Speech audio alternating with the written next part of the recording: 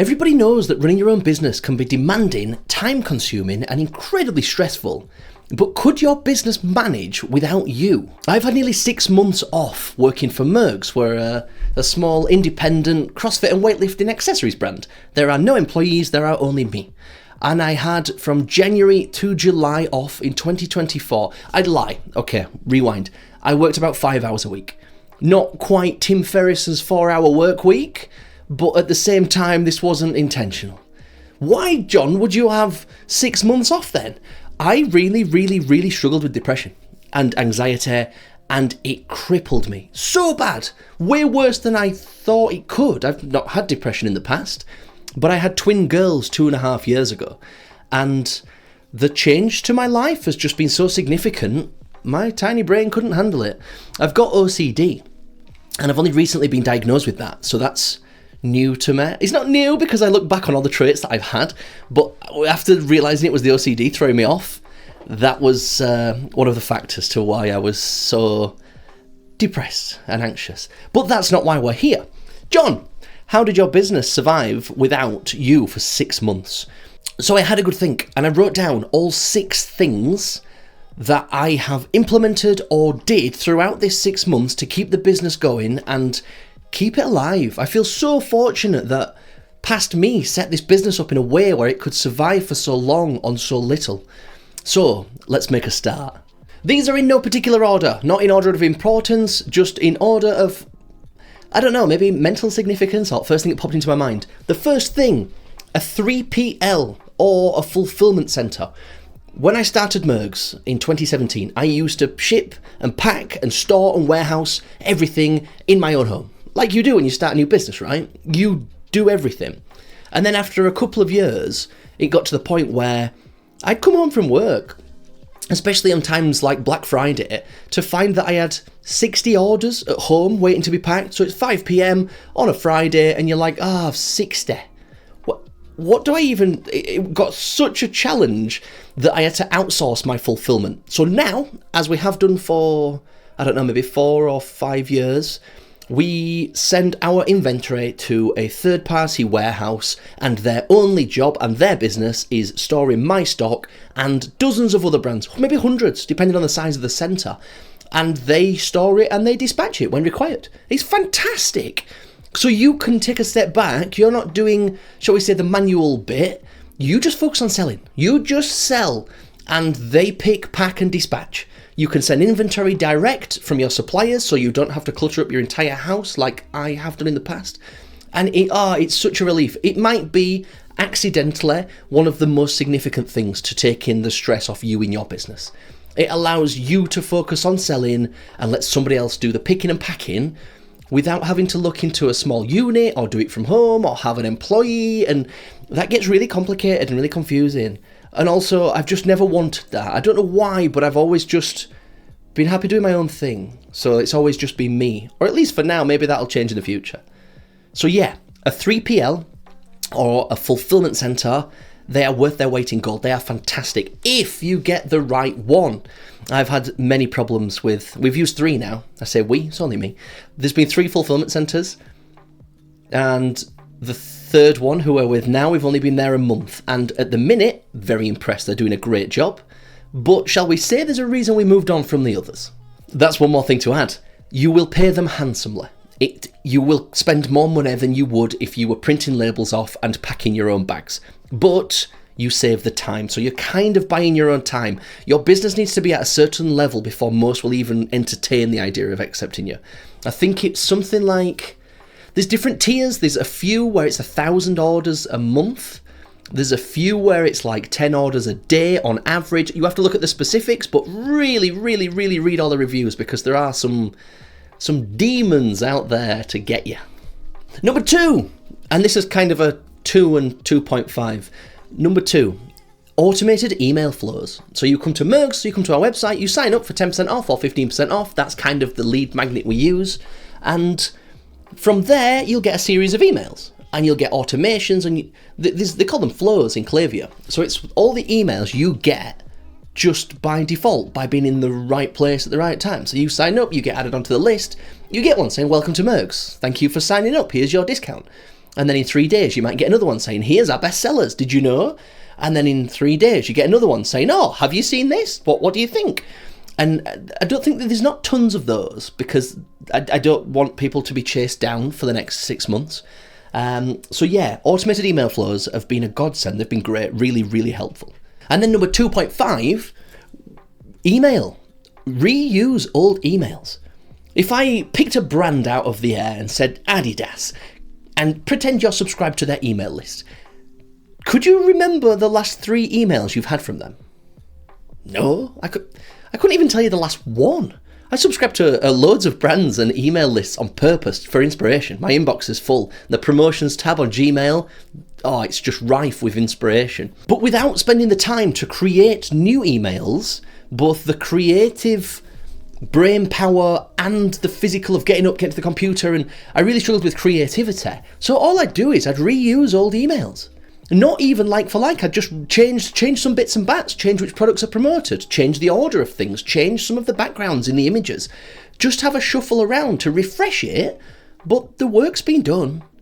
This is all anybody else does on social media. Think about it, when there's a trending thing, everybody just does that because at the time it's winning.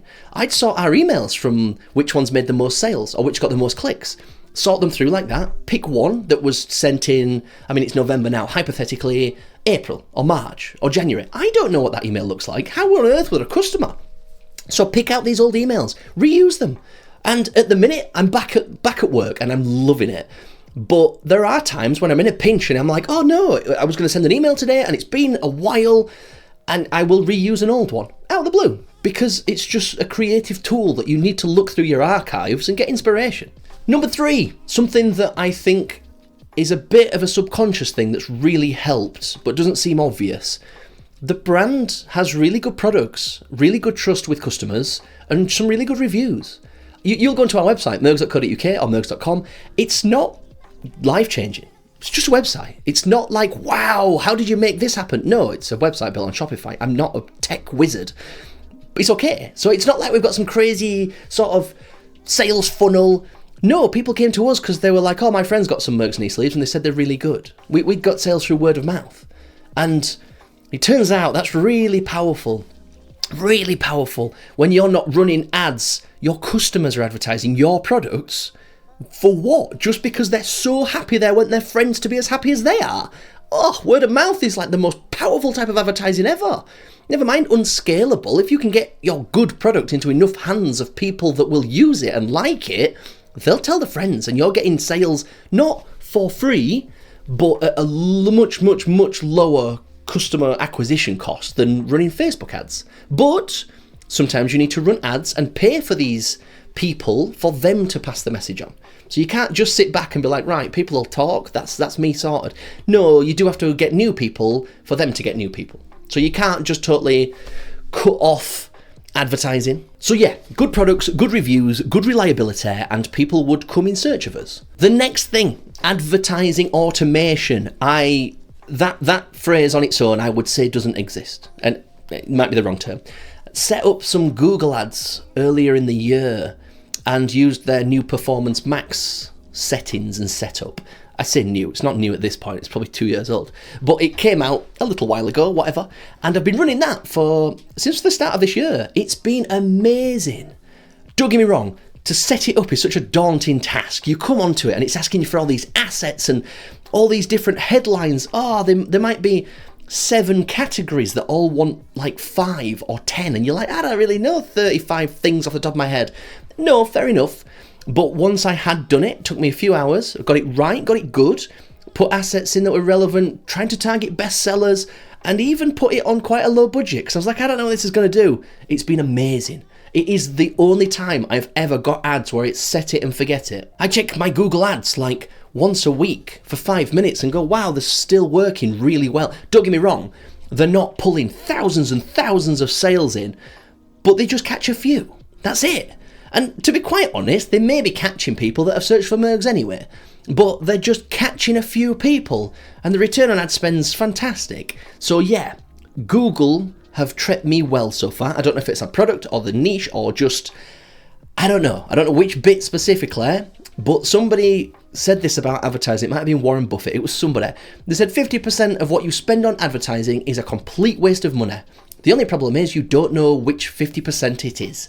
And that is so true. You can never have ultra efficient ads. It just doesn't make sense. But to add on to that, didn't run any Facebook ads. Normally I like to. Facebook's been the platform that I've had most success with. Or Meta. Didn't run any Facebook ads, no Instagram ads, no videos, no static images. There's very, very little that was ran at the first half of this year. Like I said, could have been a factor, a number of things, but I look back and I blame me for not putting in the time to test the creative and look at the results and optimize. I just said no, let's just not bother. The next thing, SEO, search engine optimization, which ties into blogs and blog posts and organic content that can be created more easily, especially through the rise of AI and other factors in the world. I will pull my hand up. I've made some blog posts with AI. I have. Because as a one-man band trying to run a business, I don't have the time or the skills. I'm not a copywriter. I just try my best. I did very poorly in English at high school. I got a C and a D in English language and English literature. Not great. I got the C in the one that kind of mattered for other things, but yeah, I'm dyslexic. That really doesn't help me write. But I like to read. I'm very slow, but I like to read. So I like to try and put articles out. So I've been using AI to generate articles. Don't get me wrong. Sometimes people think, you put a prompt in, give me an article about CrossFit. No, because that's just nonsense. It's drivel. It's just the same as Googling for what is CrossFit and then trying to skim all the little headings and make up No, don't do that. But if you put in a specific prompt, you've got to have a good knowledge of the topic to know what people are asking and then just answer people's questions. That's it. There might be a blog in there which is like, what's the best trainers or shoes for CrossFit? And it'll go through. I don't know how AI works well enough to determine how it generates these articles. You have to proofread, format, alter, adjust, add links, maybe get an app on Shopify. So it's not like, you just click a button on ChatGPT and it uploads blog articles, but it's easier than writing it yourself. So it's like a half step. But that has done fantastic. SEO and organic content. You type in 7mm knee sleeves, and I'm quite sure we come up on the first page of Google. You think, well, that's really helpful. Because if somebody's having a look, and then they see the reviews, and that's how you just get people to trickle down and become customers over time. So, yeah. And the last thing, something that really helps regain literally the last few strands of sanity, were learning. So I'd spend a lot of time learning. I'd be watching YouTube videos, but they'd be relevant. They'd be on filmmaking, or they'd be on content production, or they'd be on business. It turns out, I feel so lucky to do this as a job, because I still feel like it's just a hobby. I still can't believe I get paid every month to do this. It's the weirdest thing. I just do learning. And I knew it. I'd be sat downstairs on the sofa and it'd be 2 p.m. on a Tuesday and I'm like, I should go work. But when you're in the depths of depression and you're, how to put it politely within YouTube terms of service, you're thinking about inspecting some of the bridges and seeing how tall they are. Yeah, horrendous. I know, it really is. But when you're at that point and you're not sure if you want to do tomorrow, your business doesn't matter.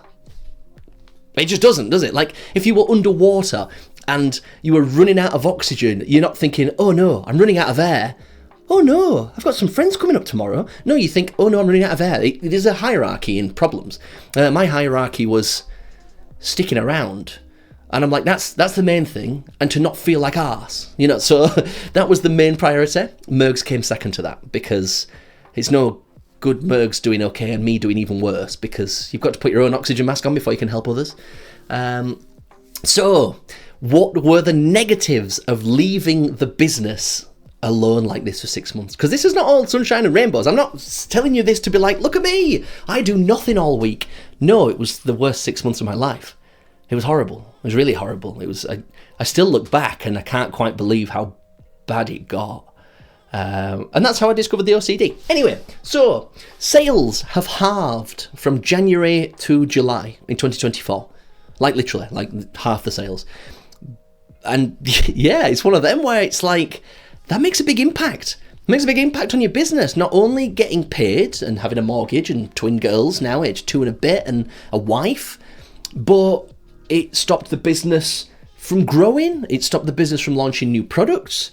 It stopped the business from reusing that funds to outsource things with like photographers or other different jobs that you traditionally pay for in a business, right? Like the cash flow was limited. So that was really tricky. Another thing was just increased stress. Increased stress, increased guilt. I felt so guilty.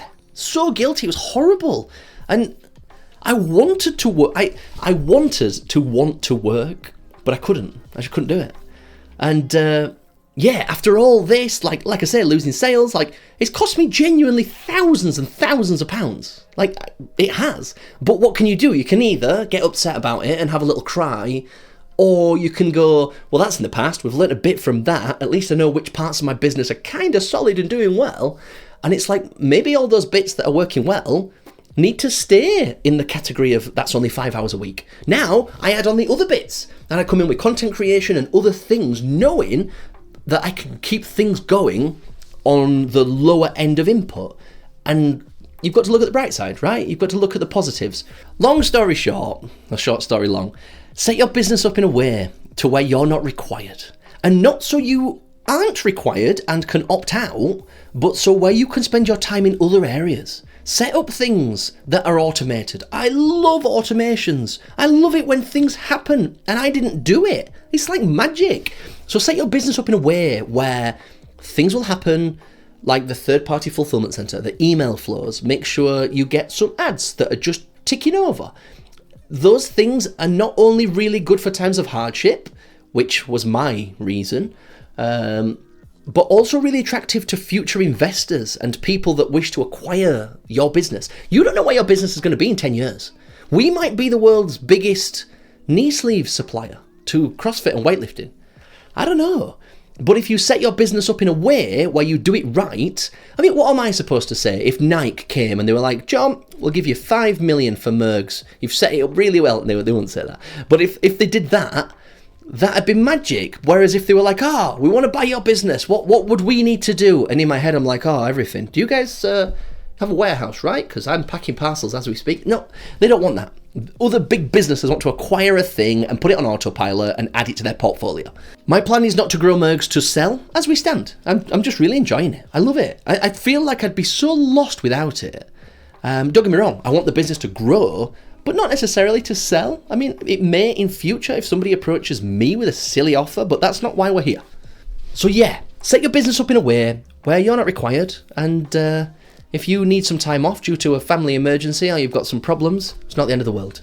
Anyway, I've had 6 months off. I need to get back to work. You do too, and I'll catch up with you soon. I feel like a news reporter when I do that. I should have some papers to sack.